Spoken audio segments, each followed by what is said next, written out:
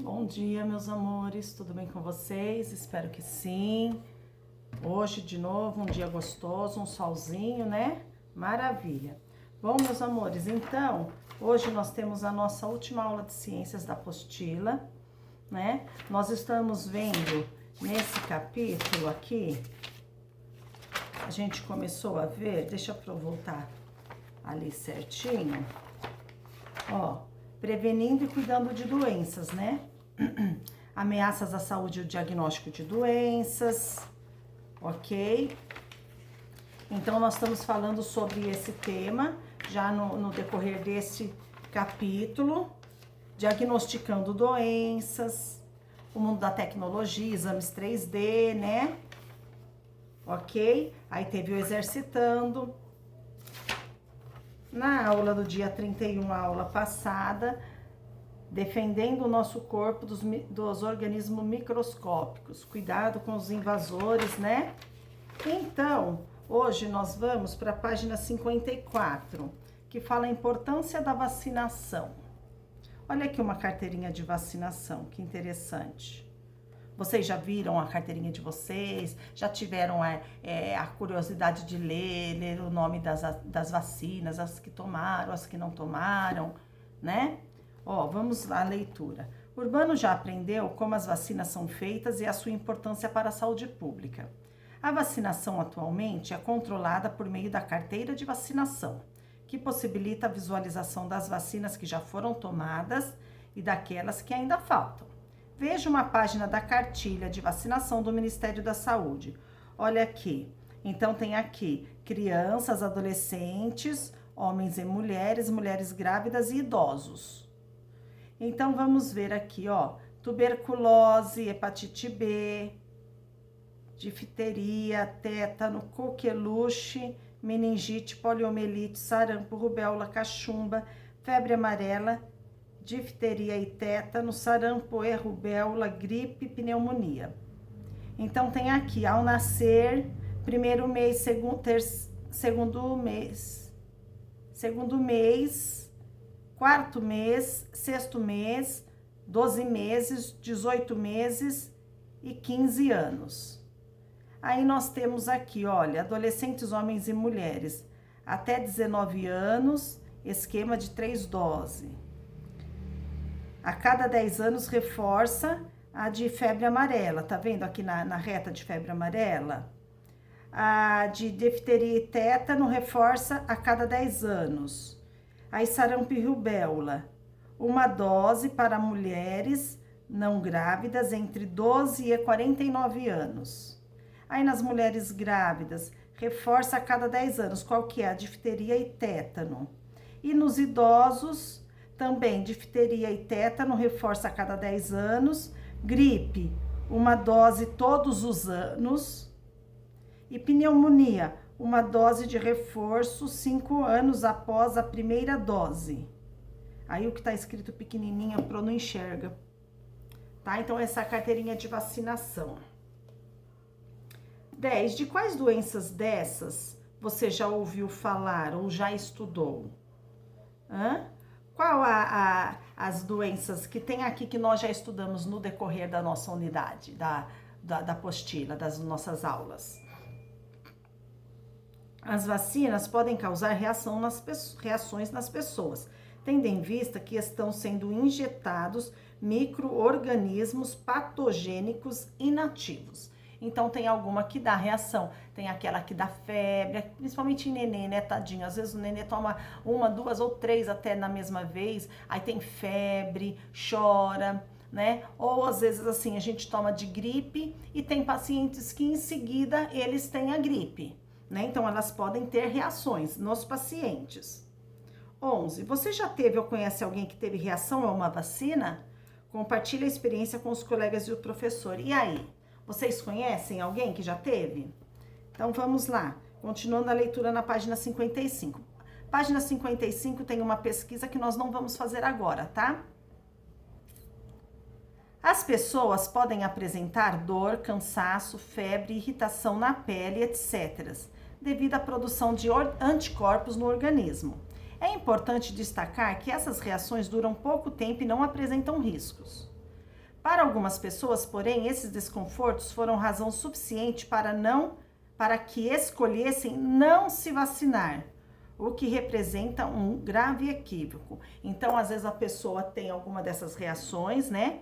Febre, cansaço, irritação na pele e tal, e por questão disso fala assim: "Ah, não vou mais me vacinar", e passa a não se vacinar mais. Então, quer dizer, ela fica exposta a todas as doenças que são combatidas por vacina. E isso é muito perigoso, muito perigoso. Todas as vacinas têm que ser uma coisa assim, religiosamente, criteriosamente dada. Todas as vacinas, não podemos ficar sem nenhuma, viu, crianças? Ó, o cidadão deve ser responsável pela atualização da carteira de vacinação. A negligência com a própria saúde contribuem para a contaminação de outras pessoas, colocando-as em riscos e podendo causar uma epidemia. O que seria uma epidemia, afinal? Olha só, epidemia, ela ocorre quando há o surto de uma doença desconhecida ou quando a população não está imunizada adequadamente para as doenças já conhecidas. Então, tem um surto por uma doença não conhecida, né? No caso, nós estamos passando por quê? Nós estamos por uma pandemia grave ao mundo todo. Um vírus desconhecido, coronavírus, Covid-19, então acaba contaminando, né, muito a população. Por quê? Porque nós não estamos imunizados ainda não saiu a vacina. Então, todos nós corremos o risco, tá? Então, todos nós, isso é uma pandemia, porque é numa proporção enorme, tá? Então, mas afinal, o que é pandemia? Urbano ficou curioso para saber o significado de epidemia. Epidemia. O tio explicou a ele que a epidemia acontece quando há um aumento muito grande de casos, ou seja, um surto de uma determinada doença em uma determinada região e quando há o risco de que esta se espalhe para outras regiões. A taxa de incidência de uma doença reflete o quanto ela está se disseminando em um determinado período. Ou seja, se essa taxa for maior do que um valor limite definido pela Organização Mundial da Saúde, a OMS, é considerada uma epidemia. As epidemias têm diferentes causas, como a falta de saneamento básico, alimentação errada, uso de drogas, mutações dos vírus, alta taxa de reprodução de insetos e poluição excessiva. O que seria uma mutação? Quando o vírus muda, se transforma. 12. Com a facilidade de transporte de pessoas pelo mundo, não é mais fácil ocorrerem surtos de epidemias? Por quê? A facilidade, né? Voos, navios, os cruzeiros, carro, passeio, um indo de um lado para o outro. O que vocês acham? Essa facilidade do transporte das pessoas pelo mundo, de se locomover pelo mundo, é mais fácil ocorrer surtos de epidemia? Por quê? Estamos vivendo uma situação, né? Não se esqueçam. 13. Com o auxílio do seu professor, escreva o nome de 3 doenças que você estudou ao longo da unidade que podem gerar ou já geraram uma epidemia. Então, aqui na 13, tá? A gente tem que descobrir o nome de 3 doenças, né, que nós estudamos ao longo aqui da unidade e pode gerar uma epidemia. São 3 doenças, ok? Então, dá uma pesquisada e depois a gente conversa no Google Meet. Página 56.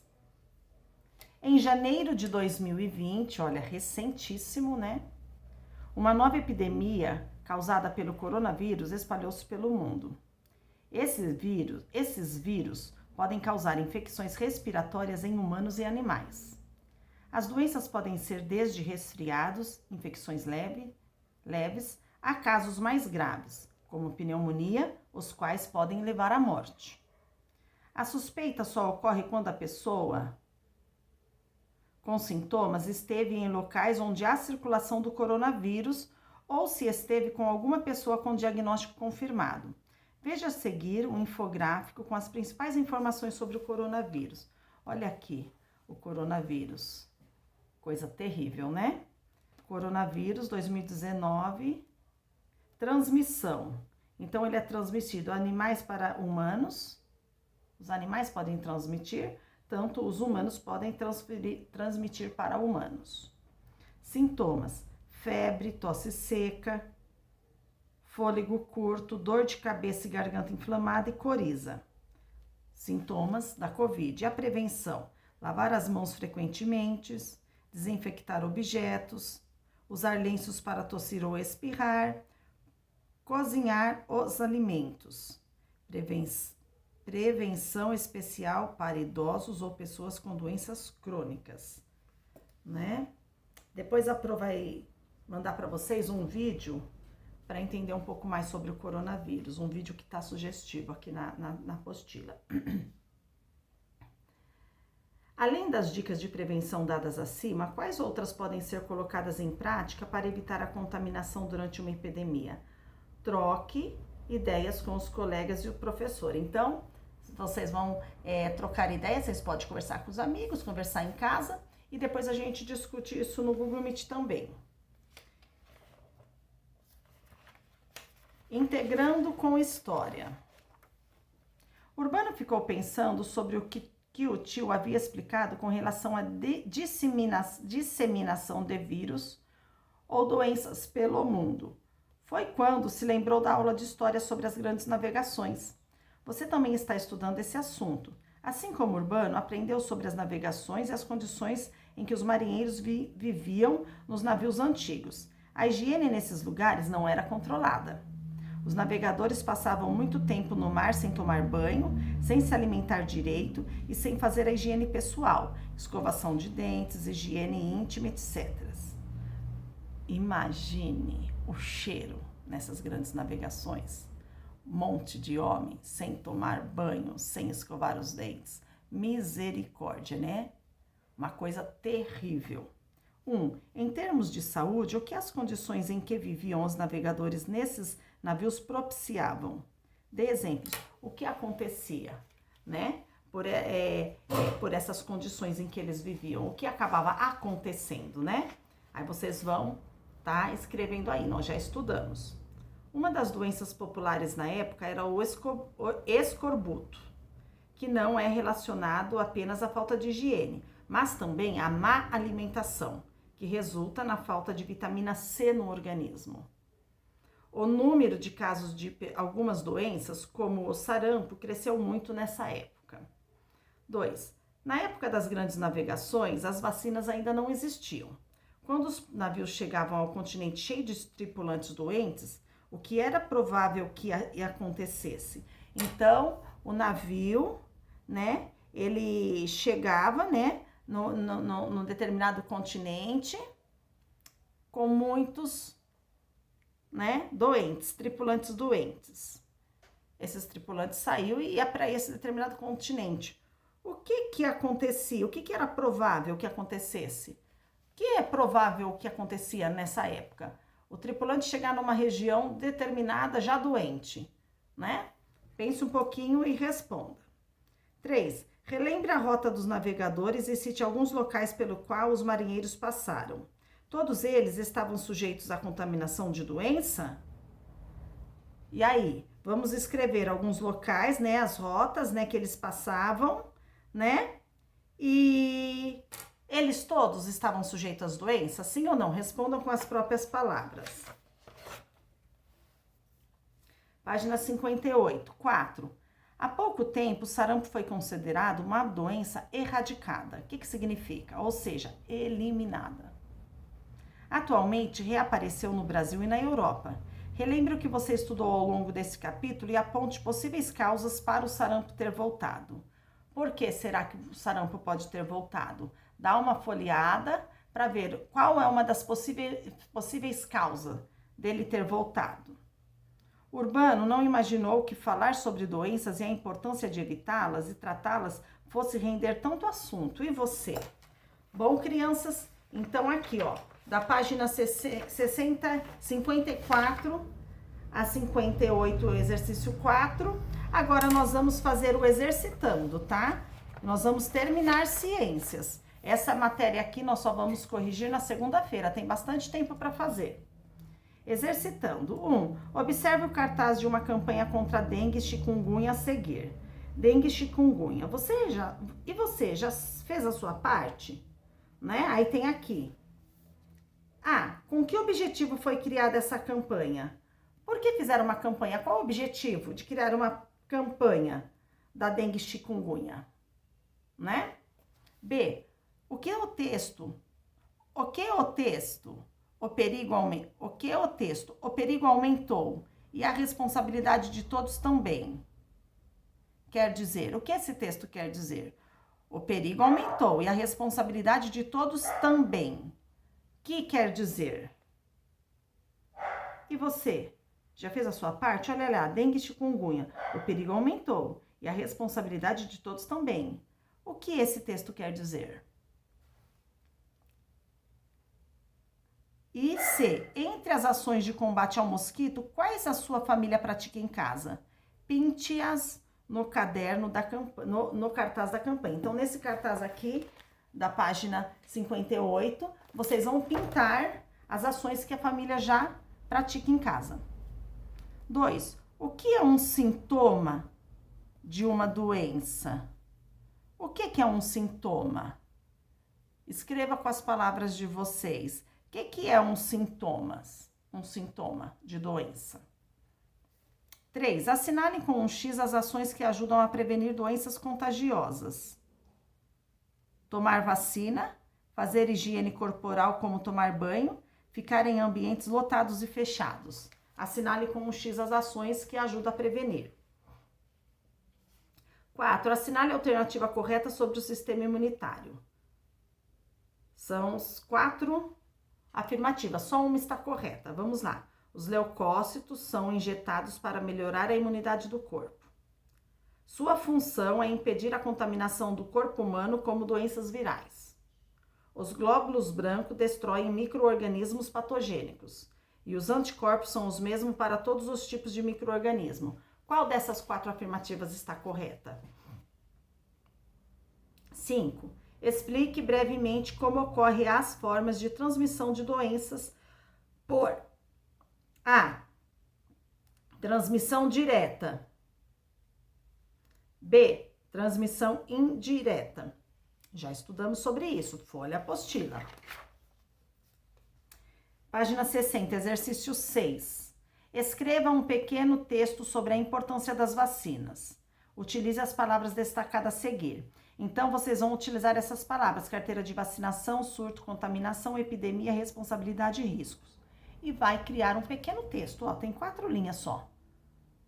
Com essas palavras. Pode ter outras? Lógico, mas vocês têm que utilizar todas essas. 7. Reveja a página da cartilha de vacinação na página 54. Nela aparece a fase reforço a cada 10 anos para determinados grupos de pessoas. O que essa indicação significa? Por que determinadas vacinas têm que ir de 10 em 10 anos? Por quê? 8. Leia o trecho de uma reportagem sobre o sarampo. O Unicef está vacinando milhares de outras crianças e distribuindo medicamentos nos centros de saúde da região. Estamos lutando contra a epidemia de sarampo em 2 frentes: prevenção de infecções e mortes, disse Eduard, né? Beigeber, nome estrangeiro, representante da Unicef na República Democrática do Congo.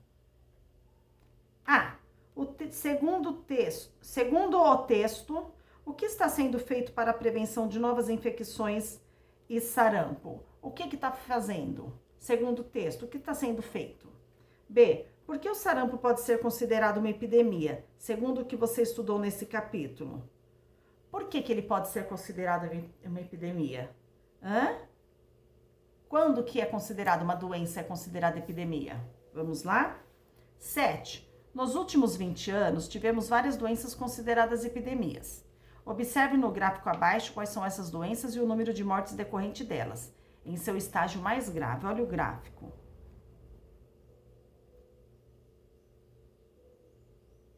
Olha aqui, SARS entre 2002 e 2003, né?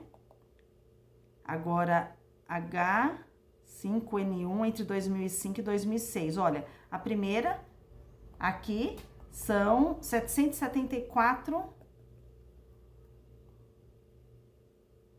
mortes decorrente dessas doenças. Entre 2005 e 2006 foi a H5N1, 407 mortos.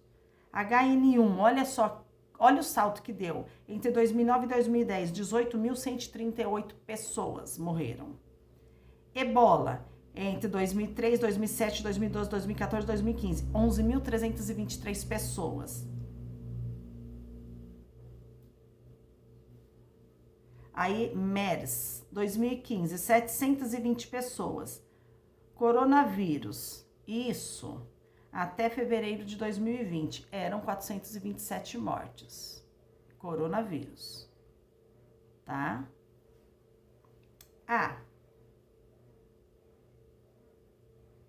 Qual foi a doença com mais surtos de epidemia?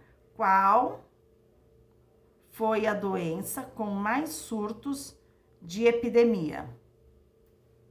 Segundo o gráfico aqui. B, o coronavírus, com apenas alguns meses de surto, já é maior do que qual epidemia?